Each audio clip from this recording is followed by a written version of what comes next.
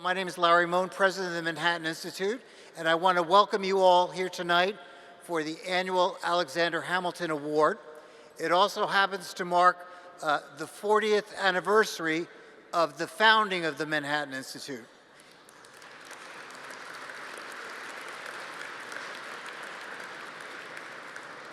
So in addition to our honorees tonight, there'll be a few special activities which I think you'll enjoy. And to lead us off in our program tonight, it's really my pleasure to introduce the chairman of the Manhattan Institute, Paul Singer.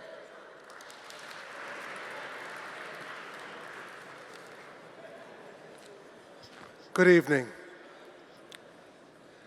My name is Paul Singer. I'm the chairman of the Manhattan Institute. To start, I would have expected that now that we have a Republican administration, things among the right of center crowd would be entirely ruly, entirely ordered, but Larry did a great job in getting the program started. Welcome to the 17th annual Alexander Hamilton Awards dinner, and I'm happy to announce that tonight's dinner has raised $2.6 million.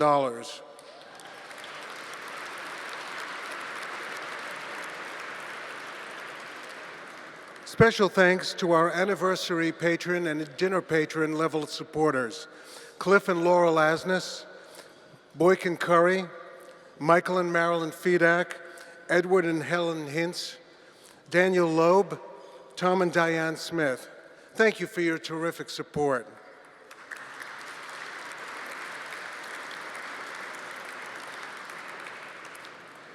Policy is connected to politics.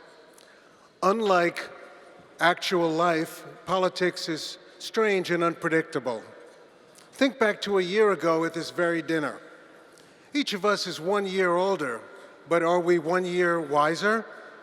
Most of us, including myself, were wrong in the most profound ways.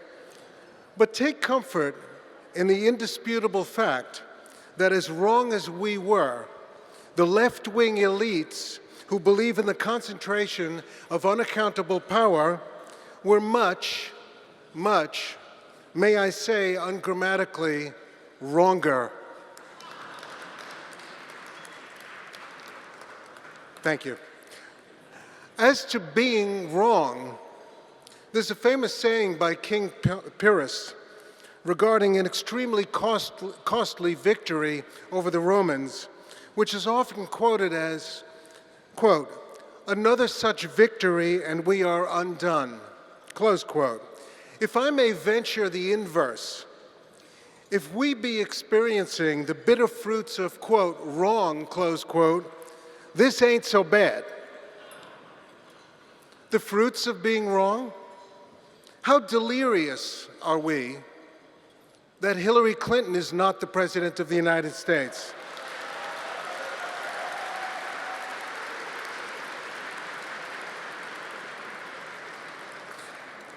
How amazed are we that Nikki Haley is delivering to the United Nations the first real caning since the glorious days of Daniel Patrick Moynihan?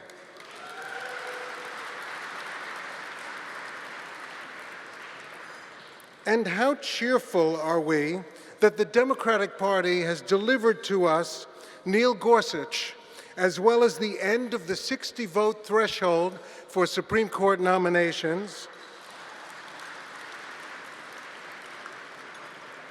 along with the possibilities inherent in 2 or 3 more Supreme Court openings in the near future, plus over 100 openings in the federal judiciary.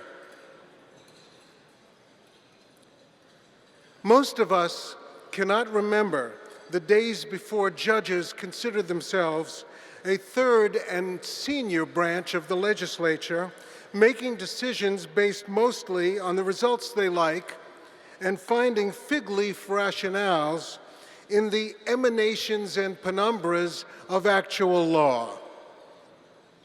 It will be refreshing and energizing to have a clear majority of conservative justices. As I say, politics and is connected to policy, and many years ago, even the New York Times lauded the Manhattan Institute's unique ability to, quote, turn intellect into influence. This year marks the 40th anniversary of the Manhattan Institute. I remember 1977 pretty well because it was the inception year of the hedge fund I run. A couple of weeks ago, I was walking in Central Park on a sunny day, watching the thousands of people enjoying the best city park in the greatest city in the world, and I remember thinking of the state of that park and the city 40 years ago.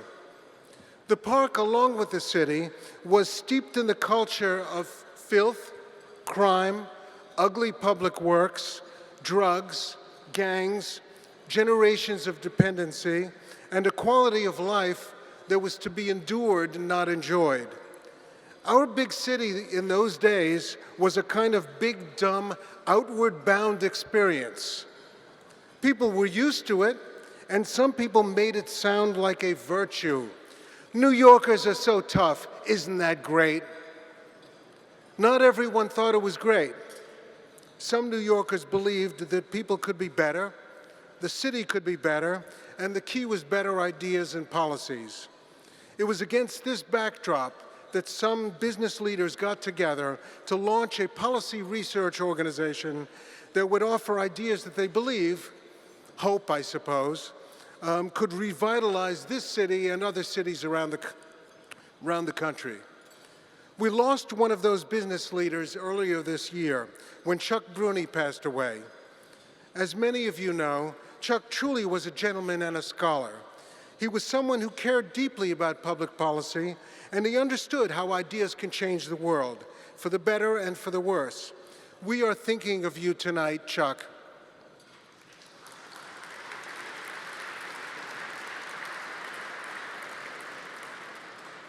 Before dinner is served, I'd like to say a few words about why MI's work continues to be so important.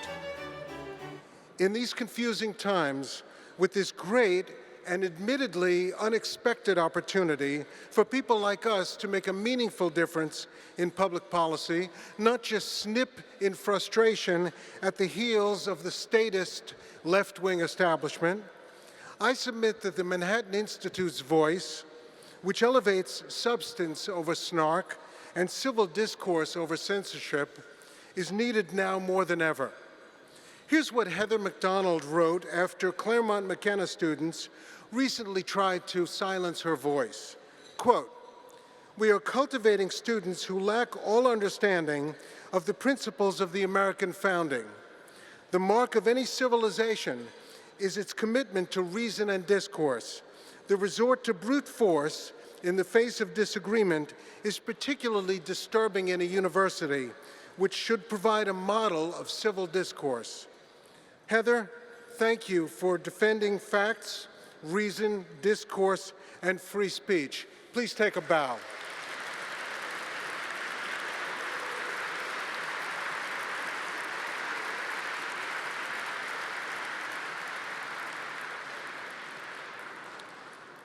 The Manhattan Institute works to foster a climate of opinion that enables intelligent, influential people to put good ideas at work.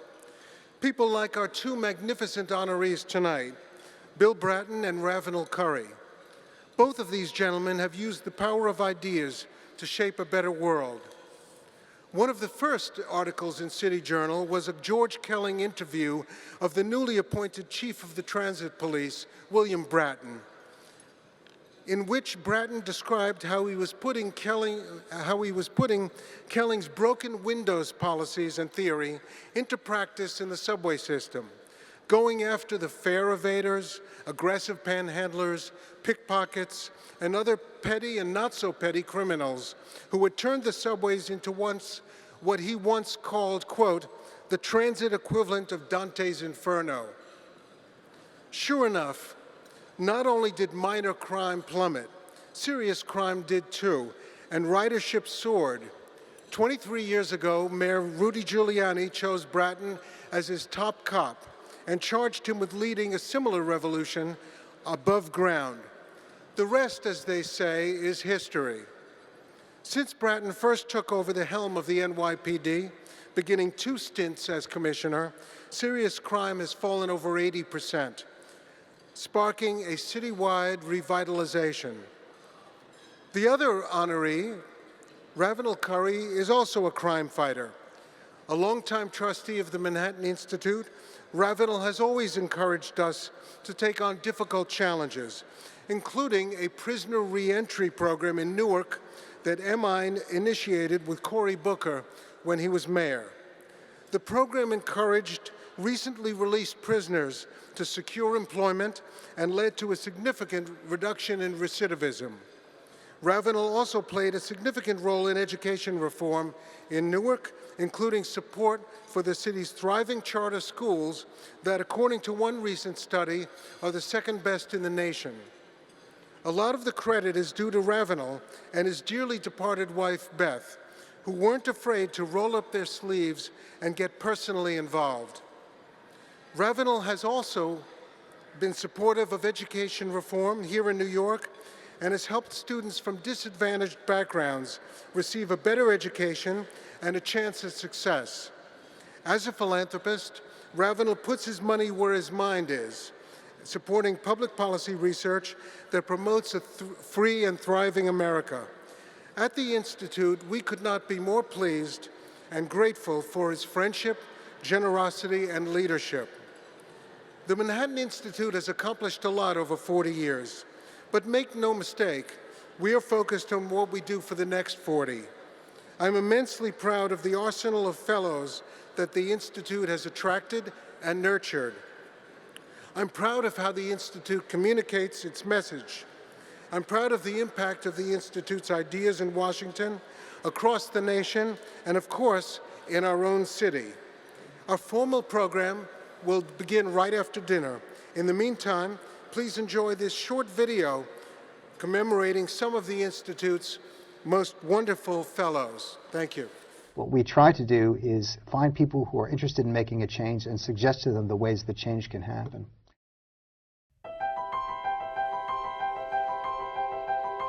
Joining us live now in our Washington bureau is Charles Murray, whose book Losing Ground has become large populations in this country that have simply been decoupled from participation in American society, and make them realize how urgent that problem is. Many of the economic problems that blacks face are the result of government rigging the rules of... As George Gilder wrote in Wealth and Poverty, our greatest and only resource is the miracle of human creativity. A few people who are badly injured win lottery-like verdicts.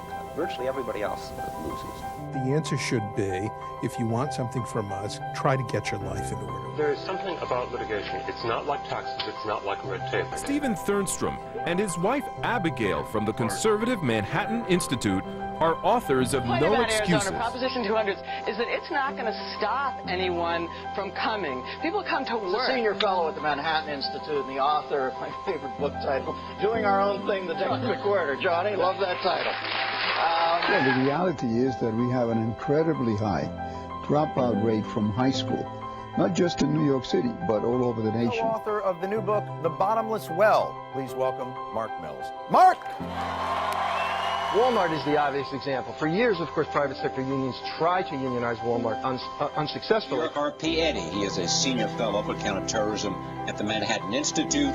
He previously served as the director of counterterrorism at the National Security Council. Pulitzer Prize-winning former New York Times reporter Judy Miller wrote a report for the Manhattan Institute's City Journal on how the New York and Los Angeles police departments are working to prevent another terrorist attack. Is a senior fellow with the Manhattan Institute, also the author of the study. She's here to explain how this all works. Our guest joining us from our New York studios are Jay Green and Marcus Winters, both senior fellows with the Manhattan Institute. What we need to do is to permanently ratchet down the cost of government in New York and spending levels of government. Well, to focus on the New Jersey event, it's clearly inappropriate. You don't want to have school kids taught to chant the glories of a sitting politician. Coal, oil, and natural gas. Any transition away from those sources is going to be a decades-long, maybe even a century-long process. It's a tremendous book. I really appreciate you coming here. Thank you so much. Nice to see you, sir. Time for the city. It's on the bookshelf now. Edward Blake. The things that we learn from applying experiments to social policy are three things. First, most programs that sound great in theory don't really work. There's a great paper written by the Manhattan Institute. Every penny in personal income tax we collect will go to cover our pension bill. Think about that. Unions have pressed for higher wages and better benefits, all at the same time that the taxpayers that are funding them haven't seen those same kind of benefits and increases. It seems to me that there's a lot of misrepresentation. The idea, for example, that broken windows enforcement means arrest is a very bad idea. We're losing ground, there's no question. But we're for well over a century the country with the greatest human capital. People who have skills that are under the new minimum wage, those people are going to find it a lot harder to find jobs. Because more conflicting stories out there, and this rioting has just become all too familiar. What have been the big issues, since de Blasio came to the office? Certainly housing, certainly policing, not so much welfare. Giving kids lots of choices, lots of pathways to the middle class. And so I think it's a very exciting time here in New York City and across the nation. Thank you all for spending some time with us this evening, and congratulations on reaching this significant milestone. The party system being reshaped, maybe by bringing new voters into the system, some voters leaving one party, joining another, and a new synthesis being created. Basically, the system's not working anymore. We have a housing crisis in New York. We have more affordable housing than any other city per capita in the United States. But somehow we always have a housing crisis. There's still no transparency in the market of health care, so people can't really make great decisions. I think one of the interesting flips here that's worth talking about is that exchanges on the Republican part are opposed, public exchanges. I don't think that's going to be sufficient for a lot of what we need to do. There needs to be some balance. Yes, of course, let's bring attention to any police abuses, but if we could spend 1/10 of that attention talking about how to bring crime down in inner city neighborhoods, above all by rebuilding the family, the discussion about policing is going to go nowhere. Fred Siegel, he's now a senior fellow at the Manhattan Institute for Policy Research. Help us out, Fred. There are two separate questions there. First, I just want to correct the record a little bit.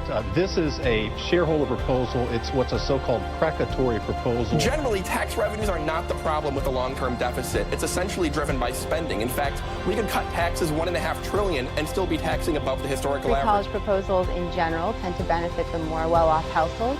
In particular, this one's even worse just because of the way it's designed. It's going to be very interesting over the next few years is to see to what extent thoughtful Republicans can say, you know what, we agree with President Trump on health care, on tax reform, and we're going to work with him on those things, but we also disagree with him on how we talk about women and minorities and how those communities are feeling in this country right now, and that matters too. The important thing, both with our books and our publications, is to get the ideas out there and to reach as many people as we possibly can. And you're sure you're ready for a lot of calls? We're sure. Good evening. Welcome. So this is a great honor. Receiving the Alexander Hamilton Award for Bill Bratton is a great honor to him, but just being able to introduce him for that award is an incredible honor for me.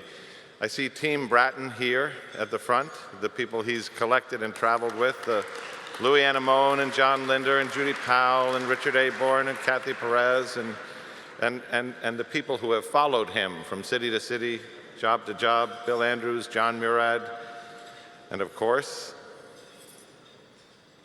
Ed Harnett.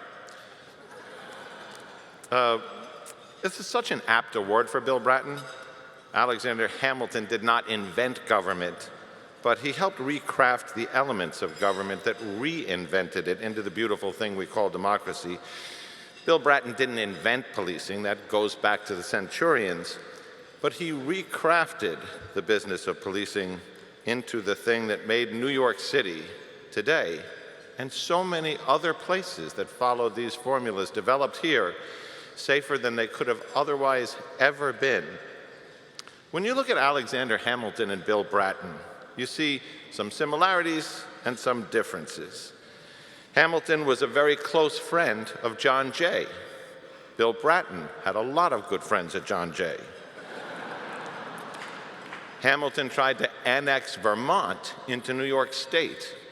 Bill Bratton, when he was commissioner, traveled to Boston so much we called it the 6th borough. Hamilton was killed in New Jersey. Bill Bratton would never be caught dead in New Jersey.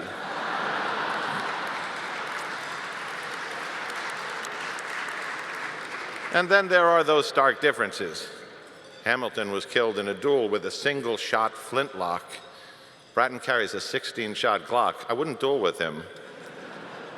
Hamilton founded the New York Post. When he was police commissioner, Bratton was mad at Hamilton about that about twice a week. Hamilton conceived the concept of what we now call the Electoral College. Bratton's still mad at him about that too, probably, but not too many other people in this room, so it's okay. Hamilton has his own hip-hop Broadway hit, breaking all records, and Bratton will soon have one too. We're working on this together. There's going to be some big numbers, the Broken Windows Rock, the Rap Sheet Rap, and of course the showstopper is a romantic hip-hop ballad about Ricky, his wife, his advisor, sometimes lawyer, sometimes network television competitor from station to station. It's called Finally Understanding Quality of Wife. Stay with me. Bratton was born in Dorchester in October 6, 1947. When he was a toddler, his parents were watching him, and they turned around one minute and he was gone. And anybody with kids knows that heart-thumping feeling, where is he? And they ran outside and around the corner, and there he was in his snowsuit in the center of the intersection, arms flailing, seemingly directing traffic. A cop was born that day. He was a military police officer in Vietnam during the war. He joined the Boston Police Department in 1970, where he went through what he thought was a very short police academy to prepare people for a job like this. He began to notice a number of shortcomings in the department as he gathered experience, but he knew in the back of his head someday he would be running it and be able to fix those things. I can remember at the New York Times editorial board when they asked Commissioner O'Neill, "What's the difference between you and Bratton?" He said, "A thought like that would have never occurred to me." Bratton would go on to lead the Boston Transit Police after becoming the youngest executive assistant superintendent in the history of the Boston PD. At 32, with just 10 years in the job, he was the #2 man in that department.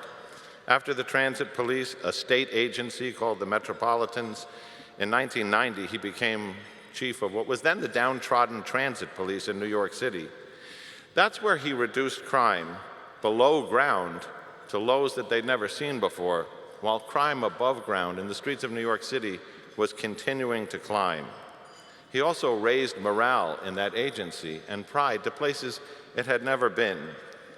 He became police commissioner in Boston, but New York, the big game, still beckoned. In 1994, he was sworn in by Mayor Rudolph Giuliani as the 38th police commissioner of New York City.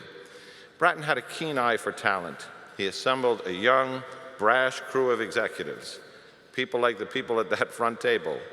He took chances, too. He picked an eccentric yet tough transit police lieutenant named Jack Maple as his crime strategist and an aggressive TV news reporter to wrangle the media for the NYPD. The crime strategist actually worked out. Under the policies that Bratton developed with Maple and his small team, crime began to decline faster than it ever had before and faster than it was in any other city. Across the nation, people were asking from city to city and town to town, what is it that New York City is doing? What is CompStat? How does it work? How can it be imported? Can it be bottled? Can police departments become more focused, more accountable? The systems developed by Commissioner Bratton and his team began to spawn from New York to Washington, D.C., to Philadelphia, to Chicago, to L.A., to London. It was a game changer. By the time Bratton was finished as police commissioner of New York City, crime had plummeted to its lowest levels in recorded history. This was the mid-1990s.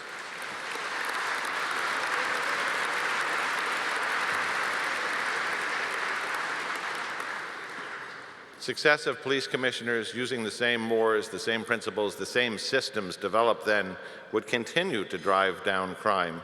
I don't think anybody has ever done a better job of chronicling all of that for the Manhattan Institute and the City Journal than Heather McDonald. If you ever need this history, she's written it all. There were the naysayers. Oh, there were all kinds of professors and people with degrees who said it was the weather, it was demographics, it was the snow, it was the systems. And to prove that, when Bill Bratton accepted the job of police chief of Los Angeles, he just did it again, but in a city with daunting crime problems and half the police department per capita. He achieved 6 straight years of steady crime decline. But he did something else. He was able to reunite the LAPD, long estranged from the communities it policed. A Harvard study and an independent survey showed that just before Bratton left, LAPD had achieved its highest ratings ever in the African American community in terms of approval, higher than in some white areas. This was a thing that no one believed would ever happen. Sweet Alice, a community organizer and one of the most beloved figures in South LA, once said to Bratton and Ricky in the living room of her home that turn came because she said, "You see us, you see us." Chief Bratton in Los Angeles led the department into policies, into systems, into programs that allowed the LAPD officers to not just look at people, but to see them. In South LA, there was a long period in the most dangerous precinct there where there was not a single gang shooting of a teenager for an extended period. It was because the community and the police were working together. So there we were in the end of 2013, sitting in Mellon's on the East Side having a hamburger. And all those years later, he said, "So listen, I'm thinking of doing a second act at the NYPD. And I said, "Why?" "You know, you'll never achieve the kind of crime declines you did in the 90s. There's not enough crime left to make those kinds of numbers, so you're not going to beat your own record." But he said, "I'm actually coming back for a couple of other reasons. I think that the department internally needs some adjustments, but I'd like to finish in New York what I didn't get to finish the last time. The thing that we tried in LA that worked. And that was to bring the NYPD, with all its crime success, back together with the communities it policed. To bring the community and the police together while keeping crime down at the same time. Some people believe you can only have one or the other. You can have assertive policing and low crime, or you can have very good community policing and have to tolerate higher crime. Bill Bratton never believed that. Today, stop and frisk is down 97%, but the seizures of illegal guns are up to record numbers. Arrests are down. But crime is also down. Summonses are down, but quality of life is up. Civilian complaints are down, but enforcement is steady in something that Richard Aborn, here at the front table, coined as precision policing. It's the laser surgery of law enforcement. After difficult times in 2014 and 15, community relations are improving day by day, block by block, one neighborhood at a time. With 2,000 more cops hired by Mayor de Blasio and the City Council, 500 of them sent to me in a uniformed elite counterterrorism force that you'll see all over the city protecting potential high-threat locations, but also hundreds of them who became neighborhood coordination officers. This was a concept from Bratton's chief of department, Jim O'Neill, the man who is today police commissioner. And in New York, both Commissioner Bratton and Commissioner O'Neill believe you can have it all. You can have community relations, you can have a closeness with the police and the people they police, you can have low crime through precision policing. It takes leadership, it takes vision, it takes choosing the right people. But Bill Bratton isn't all cold strategy and management and leadership and the stuff you find out of the Ivy League books. When you know Bill Bratton and you've seen him with his grandchildren, or you've seen him under pressure, or you've seen him at the bedside of an officer in the hospital, or you've been with him while he breaks the news to a police officer's widow, the worst news that one could ever possibly break to another person, you see the heart, you see the compassion, you see a man whose blood courses through his veins just as blue as the dye in a policeman's winter coat. In the beginning, as today, Bill Bratton is all of those things. But at his heart, at his core, he is a cop. Commissioner? John, thank you very much. Thank you. Oh, thank you. Thank you. Thank you. You are most kind. Most kind. Thank you.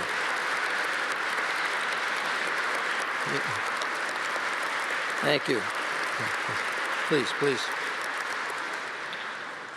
You've just had a small sample of John Miller and can understand why on 3 different occasions I asked him to leave the very lucrative world of broadcasting to come into the mean streets and subways of New York and Los Angeles.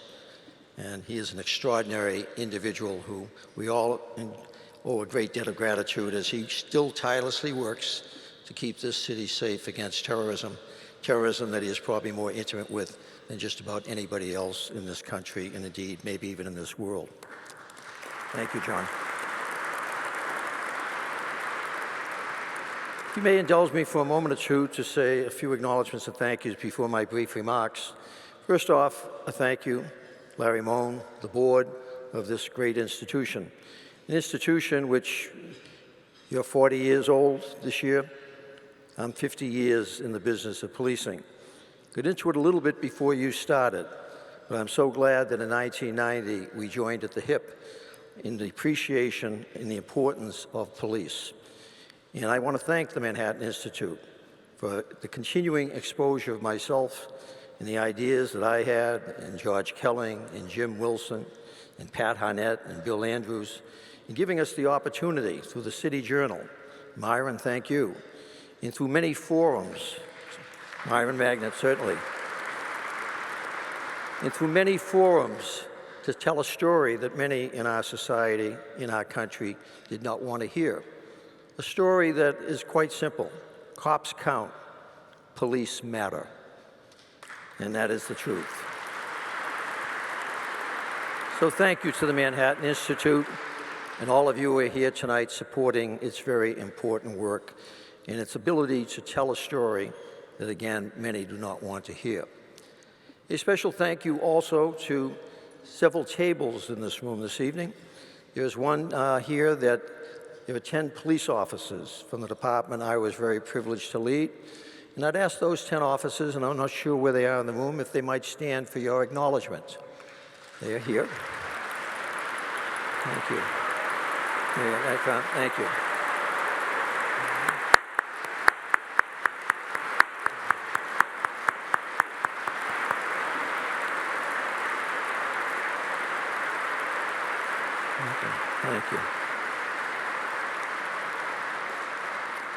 You might notice that on each of their chests is a ribbon. Those ribbons represent the highest awards for valor that the New York City Police Department can give. We do not give them out routinely. They are for exceptional acts of bravery, heroism, and life-saving. The good news is there are not just 10 of them. There are over 36,000 of them. And tonight, I accept this honor and this acknowledgement on the behalf of those 36,000, thousands who are on the streets tonight, keeping the city safe for you and your family, thousands who went before them, the 38,000 I was privileged to lead with Mayor Giuliani back in '94, the 4,000 transit cops who toiled under incredibly difficult circumstances in the subways in the 1990s and helped to make that subway city so safe that today the overcrowding is the biggest danger in those subway systems. Thank you.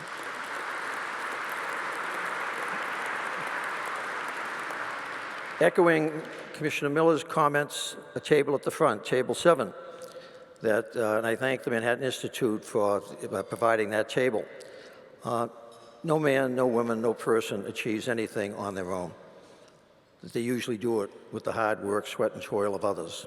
And I have had incredible exposure over many years, 50 years in policing, to many, and using the expression, whose shoulders I got to stand on and whose ideas I got to hear and to put into action. And there were a number of them at this table, and I specifically want to focus on the group, 1990, John Linder coming in, meeting the late, great Jack Maple, who was not here, smartest person that ever lived in this country on dealing with crime issues.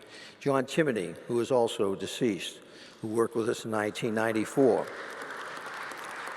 At the table, Louis Anamone, who along with Jack Maple and John created the CompStat system, the famous system that revolutionized American policing and indeed world policing.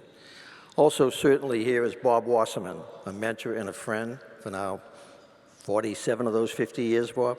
We go back a long way. And Pat Harnett, whose ideas on how to deal with drugs turned around the drug crises in the mid-90s, working together. And Bill Andrews, who's followed me all around the world and basically working with the Manhattan Institute in Caracas and you name it, and we worked it in South America together. And Bill was I was Don Quixote and Bill was Pancho right by my side in every one of those ventures. And certainly Richard Aborn in his capacity that has been of great assistance, and Kathy Perez, Deputy Commissioner, that 2 times has been here to work with me. John Murad, who has come now into the private sector with me, fortunately, and Judy Pell, great friends, and I thank you for allowing them to be here to share in this honor tonight. The Chinese have an expression, may you live in interesting times, and like many Chinese expressions, it has 2 meanings. May you live in the best of times, if they like you. May you live in the worst of times, if they don't. Like the lead of the book Tale of Two Cities, the best of times, the worst of times, I've experienced it all in those 50 years. But there was nothing quite like New York City in terms of the worst of times in 1990, as chronicled by the great book Tom Wolfe, who was at our table tonight, the great writer, Bonfire of the Vanities. A story told somewhat tongue-in-cheek, but it was so real when I had the opportunity to read it before coming to New York. Because when I came to New York as chief of the transit police and went down into that Dante's Inferno that was the subways of 1990, couldn't believe it, the worst of times. Now, when I get on the recently completed 2nd Avenue subway, the best of times. The crowding is maybe the worst it's ever been, but it's a good thing in the sense that people feel safe riding that system. There was also another book, one of the great contributors to the Manhattan Institute, Fred Siegel, The Future Once Happened Here. I love that book. I love it. Because it tells of all the mistakes of the 60s and the 70s that created the crime crises of the 80s, not only in New York, but in America. And I remember one line that about the state of how things had become. 1989, Mario Cuomo, the then governor of New York, somebody who I came to know quite well, spent a lot of time with. But he was reflective of the malaise that was affecting this city and this country at that time, 1989. A comment he made when asked about the crime situation. 1 year before the worst crime year in the history of this city, 2,243 murders, over 5,000 people shot in the streets. And he made a comment that was just incredible for any elected official, but particularly somebody that was always as optimistic as he. And that comment was, maybe this is as good as it gets.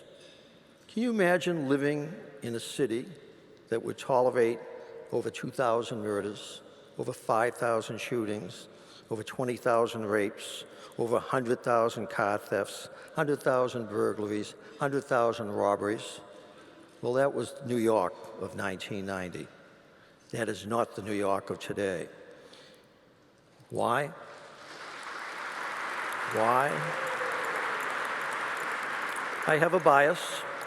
I have a bias, certainly. Political leadership played a role, community support, activism such as organization as yours. But from my perspective, it comes right down to the first obligation of a democracy, and we are blessed to live in the most successful in the history of the world. First obligation is public safety. And in the 1990s, this city began to fulfill that obligation for the first time in decades by prioritizing the importance of public safety, the importance of police. Cops count, police matter.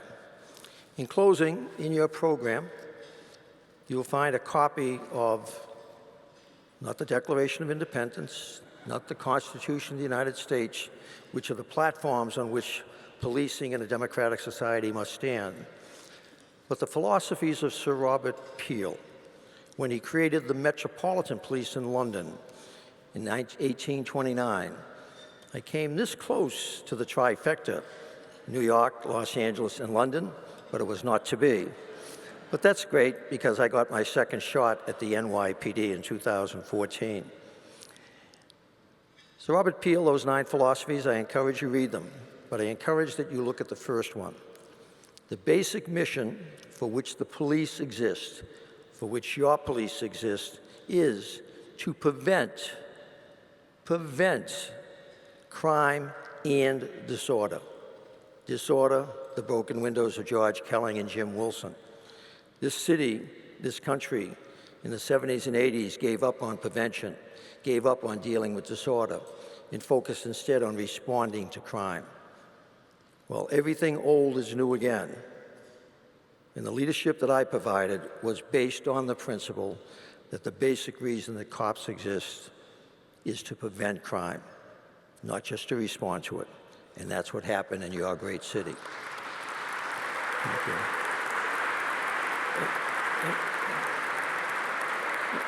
And if you would indulge me, one last acknowledgement, and maybe the most important of the evening, and that's to my wife, Vicki Kleeman. Vicki relinquished many of her dreams so that I could fulfill mine.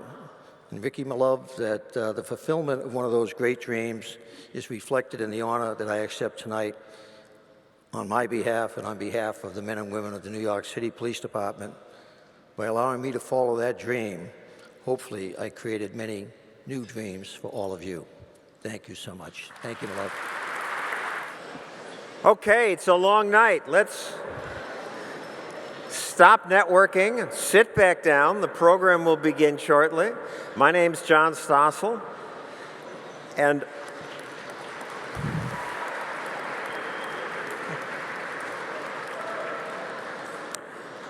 I'm a lonely non-lefty on TV, and I have to ask you, what's wrong with you people?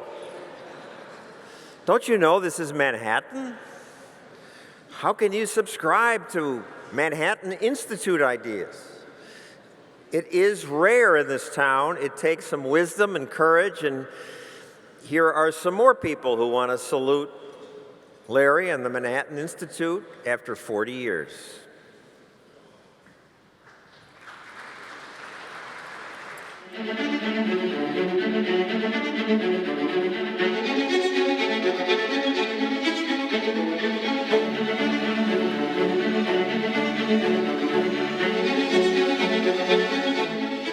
The Manhattan Institute's greatest contribution to American life is it brought conservatism to town. Manhattan's unique in a lot of ways. Two that come to mind. First, its location and the fearlessness that reflects. It could have decamped for friendlier territory, but has stayed in a place where its voice is so singular and needed to be heard. And I think, secondly, I've always seen Manhattan as different in its refusal to forfeit the ground of concern for the lives of everyday people. Well, the Manhattan Institute, great strength has been accuracy.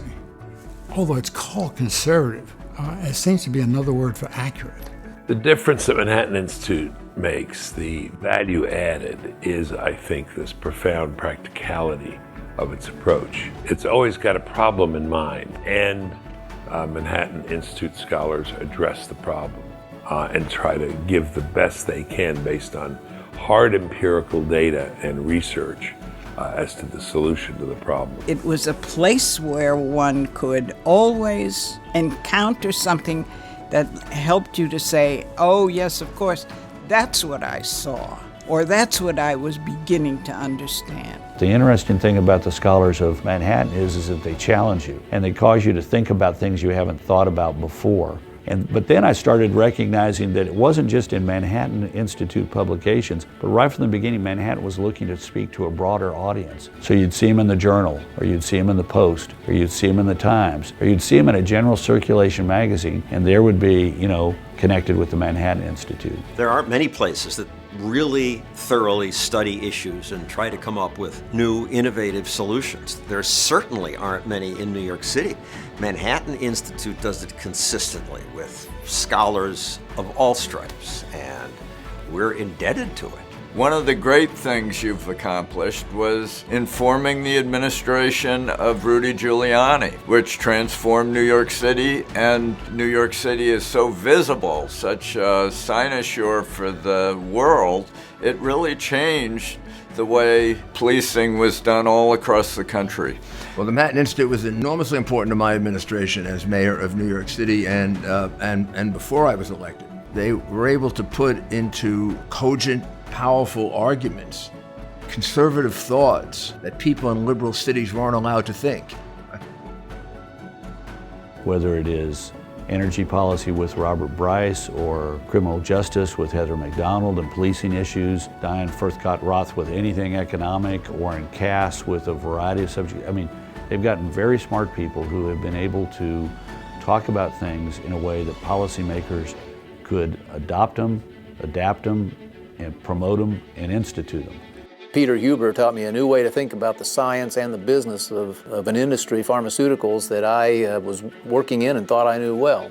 Nicole Gelinas taught me how to think about financial regulation in this era. George Gilder, through the work Manhattan supported early on, taught us all, I think, a completely different way to understand the economy and its dynamism and what drives human progress. Peter Huber and Mark Mills were the great exponents of the bottomless well of energy potential. They never believed for a minute that we were anywhere near peak oil. When I was a Channel 2 reporter, Peter Huber just opened my eyes to junk science and abusive litigation. I couldn't have done my reporting without him, without stealing it from him. I start my mornings with E21. Go to the computer, look for the email from E21, and it's one of the first things I read. Every time I read the issue of the City Journal, I get another hero. Heather McDonald has been, in her demure way, ferocious on a number of important subjects, policing, particularly the criminal justice system and all the rest. If the byline is Heather McDonald, I read it. Heather McDonald has just really been the most persistent, eloquent, tenacious voice in that field. It'd be hard to express the fullness of my admiration for Paul Singer. Justice Brandeis said in a democracy, citizen was the highest office, and Paul Singer is a citizen of the highest caliber.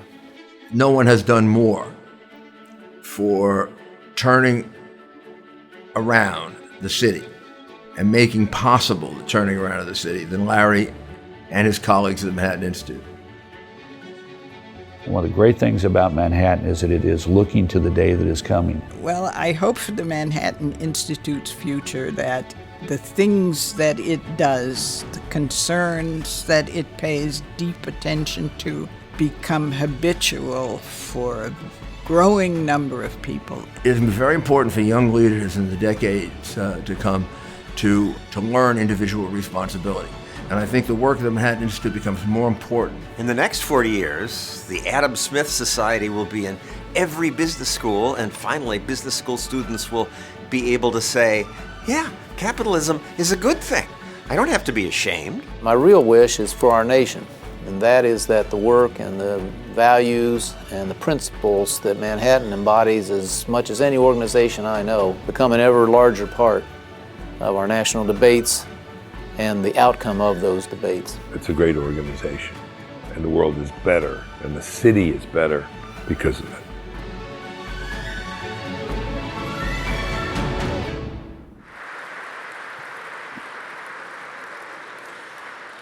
Just a sample of those of us who appreciate what you do, and some of those people talked about conservative ideas. I should say, I'm no conservative, I'm a libertarian, but your tent is big enough to include me.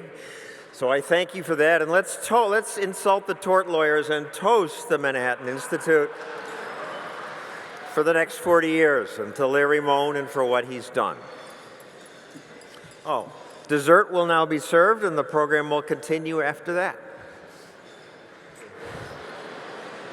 We're about to restart the program. Please have a seat.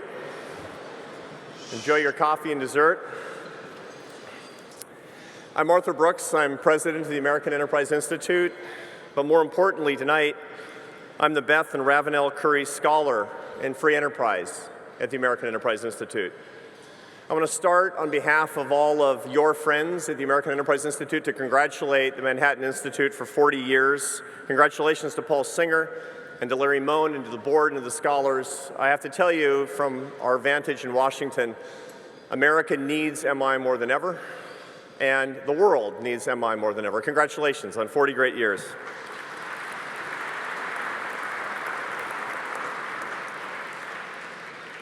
In my world, in the think tank world, at places like the Manhattan Institute, there's a tendency to always look for the ways that people think things that are wrong.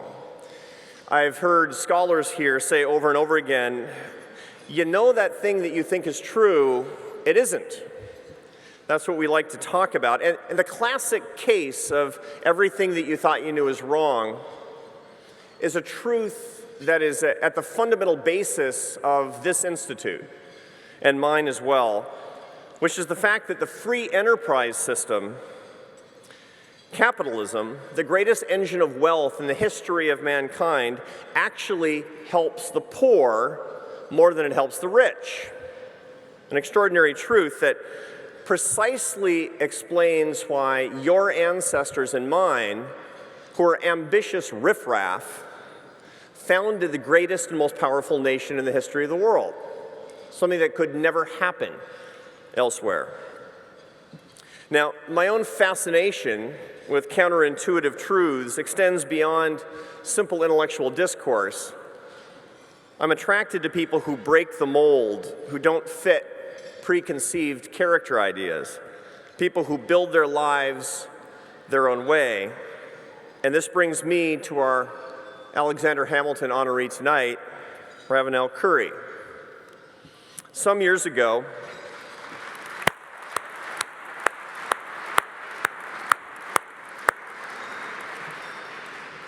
Ravenel has been a trustee of the Manhattan Institute for more than a decade. He's a newer trustee of my own institution.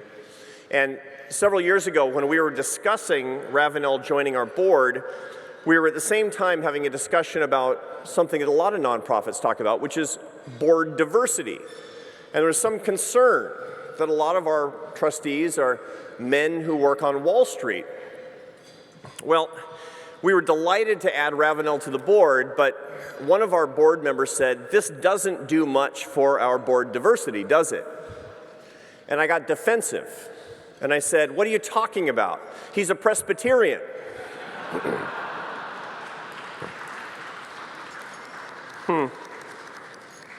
The truth of the matter is that Ravenel Curry does break the mold in all the ways that really matter.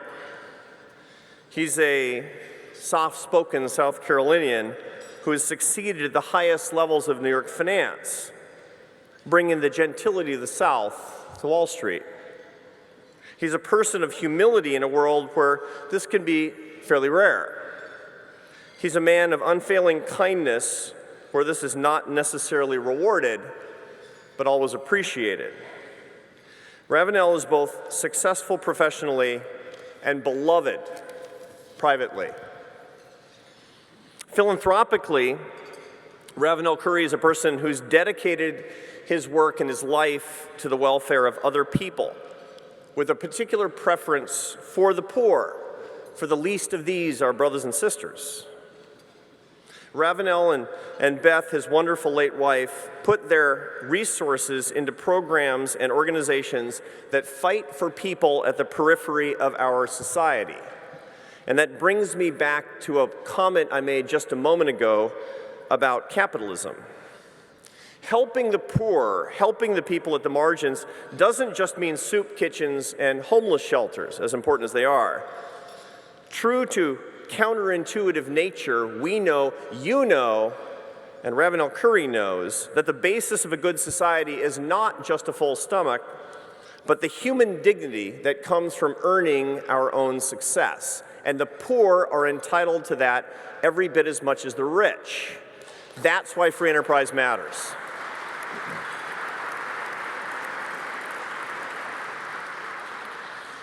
That conviction has consistently pushed the Manhattan Institute to break the preconceived boundaries of left and right and rich and poor.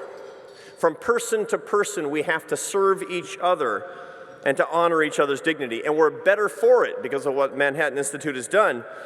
And in the free enterprise movement, at AEI and at the Manhattan Institute, we could not have done our work without the generosity and the vision of people like Ravenel Curry, who share our true faith in human potential. What does America need today? People disagree on that, but I can tell you something that's beyond dispute. America needs more people like Ravenel Curry. He's built his life according to his values, and he's blessed us all immeasurably along the way. He's a man fully alive. He's a model for good living, and I can tell you sincerely that Ravenel Curry is the kind of man that I want to be.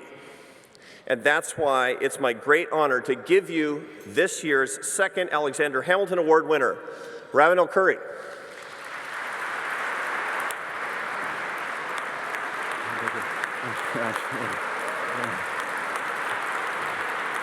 Thank you.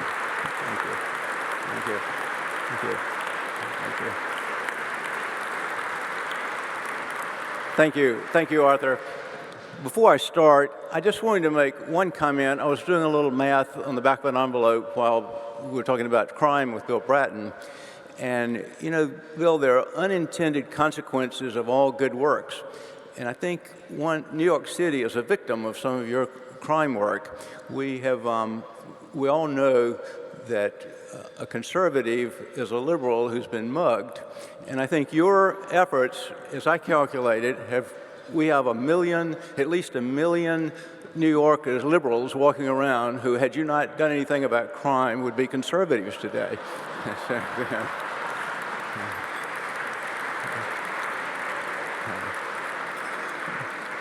Thank you, Arthur, for your kind words.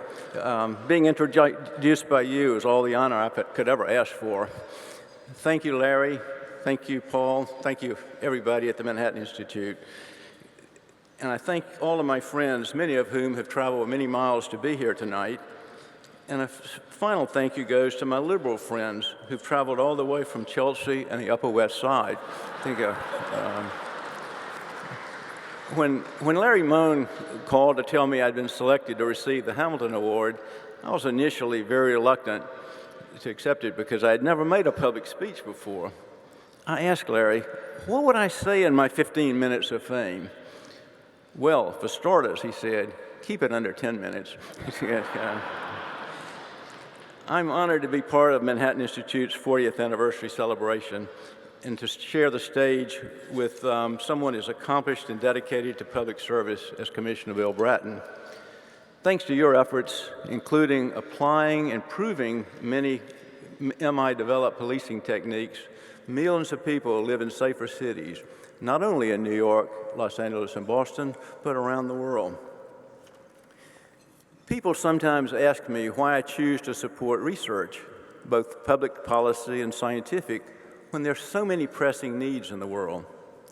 What I typically say to that response is, we need research to test, document, and assess potential solutions before we roll them out at enormous cost. That's the elevator pitch version of what I say, but the longer version has a lot to do with my own life story and how my political thinking has evolved. A few of you know that I was a passionate liberal for much of my youth and early adulthood. You may be able to tell from my accent that I'm not a native Yorker. That's something I have in common with Commissioner Bratton also. As a child, growing up in the segregated South, I was troubled seeing segregated movie theaters and drinking fountains, facts of life that went largely unquestioned by white people. My father came home one night from a meeting with African-American leaders in our small town in Greenwood, and they told him they were unhappy with the telephone directory, of all things. What's wrong with the phone book, he asked. Well, they explained, after each of our names, it says COL for colored. My father said to me as he was telling me about it later, I'd seen that phone book for years and just never thought it offensive until someone pointed it out. Now it's so obvious, he said. Well, the civil rights movement was the formative issue in my political development. Moreover, I saw the federal government as necessary to break Jim Crow and enforce civil rights. Well,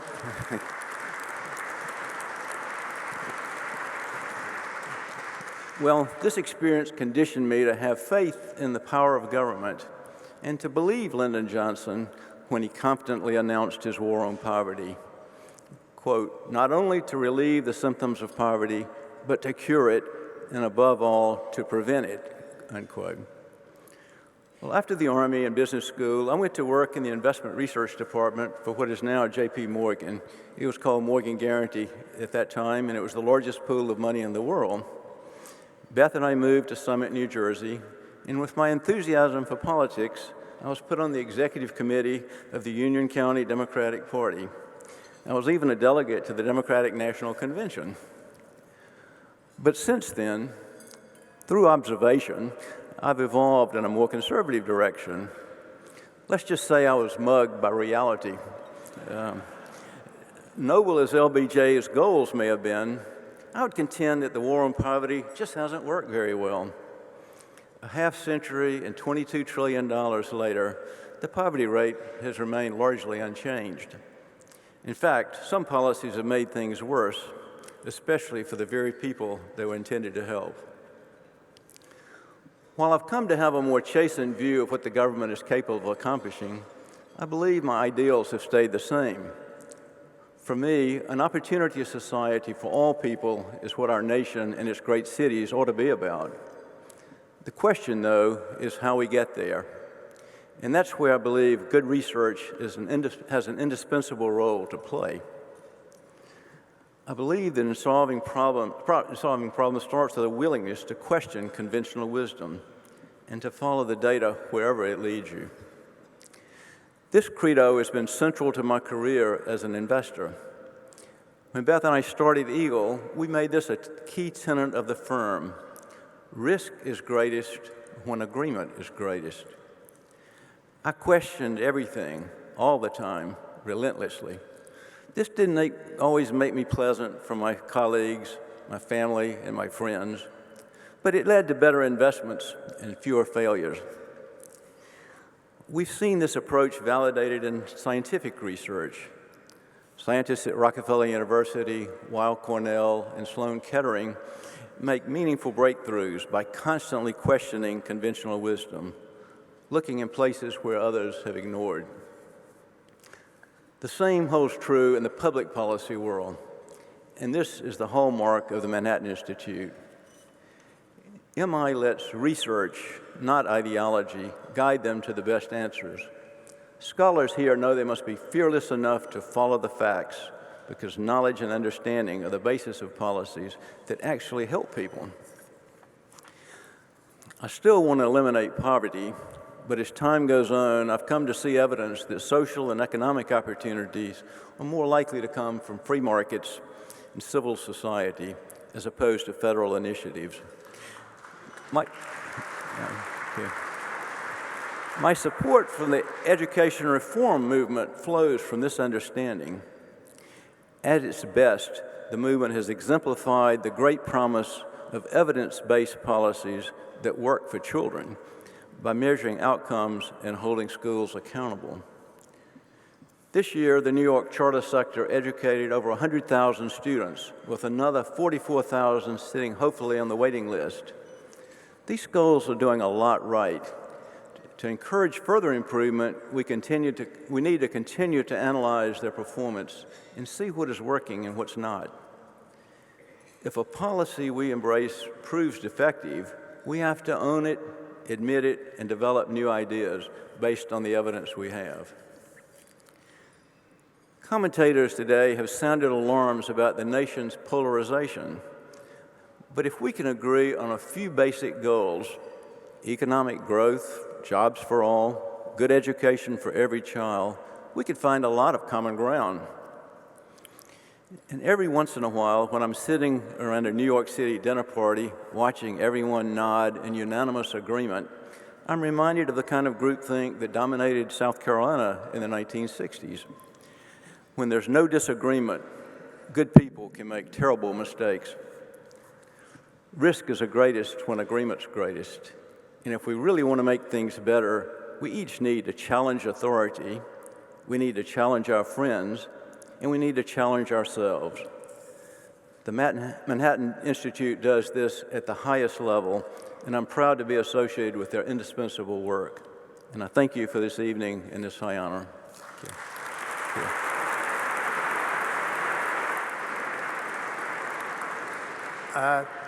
Thank you. I'm just going to close up with very quickly with a few thank yous which need to be made. First of all, thank you to our honorees, Bill Bratton and Ravenel Curry.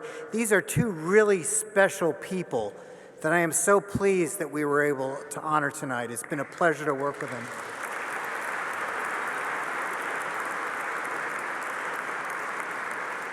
John Miller and Arthur Brooks for their brilliant introductions, which I knew they would do. And our board chairman, Paul Singer, our vice chairman, Michael Fedak, and my trustees. It's the best board of directors in the world. And then the team that put this all together, it's like the old Dean Martin show. I just put on a tuxedo and show up because these people make it happen. Marin Schlossberg, Taisha Camacho, Debbie Ezard, and Michael Barrero.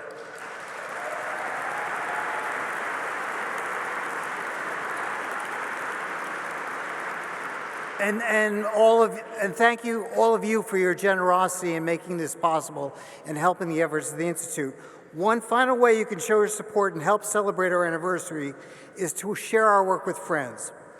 An email will go out tomorrow morning, which will link to a web page that captures the work that we've done and where our scholars' work is headed, including an interactive timeline, highlight video, and more. We'd appreciate it if you take a few moments to share that link with your own friends and associates. We have the gift for you on the way out, and the bar is open till 10:30, so please enjoy yourself, and thank you again for all coming.